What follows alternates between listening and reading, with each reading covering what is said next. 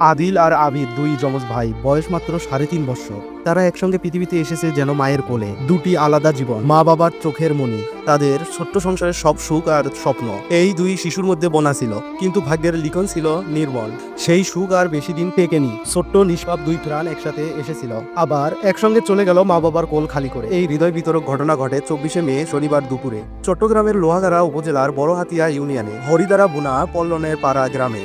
ঘটনার দিন মা পারবিনা তার অসুস্থ হয়ে শয্যায় ছিলেন। বাবা আজিদুল হক পেশায় নির্মাণ শ্রমিক, বেশিরভাগ সময় বাড়ির বাহিরে কাজ করতেন। দুই শিশুকে দেখাশোনা করতেন তাদের দাদা, কিন্তু দাদাও গত কিছুদিন আগে মারা গেছেন। ফলে ছোট দুই ভাইয়ের কোনো নজরদারি ছিল না। শনিবার দুপুরে মায়ের অজান্তে আম কুড়াতে বাড়ির পাশের পুকুরে চলে যায় দুই ভাই। আম কুড়ানো আর দুষ্ট মিষ্টি খেলাধুলার মাঝে হঠাৎ পা পিছলে পড়ে যায় পুকুরে। তখন হয়তো আদিল ছটপট করছিল বাঁচার জন্য, ছোট হাত বাড়িয়ে মাকে ডাকছিল মা।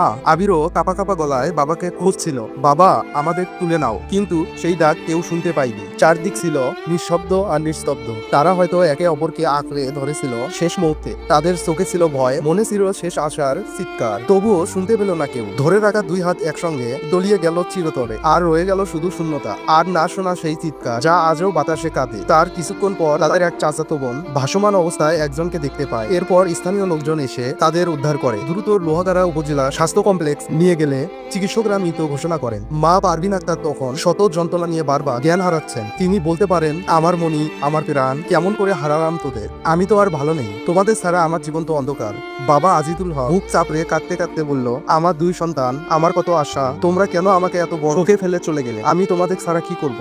স্থানীয় ইউপি সদস্য মামুনুর রশিদ ঘটনাটির সত্যতা নিশ্চিত করে বলেন, মায়ের অসুস্থতার কারণে ছোট্ট শিশুদের উপর নজরদারি কম ছিল।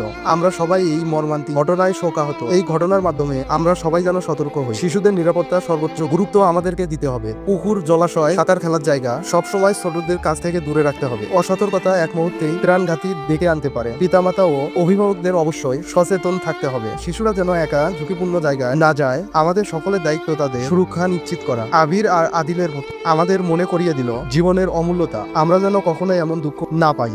শিশুদের জীবন হোক নিরাপদ, সুখী আর সুরক্ষিত।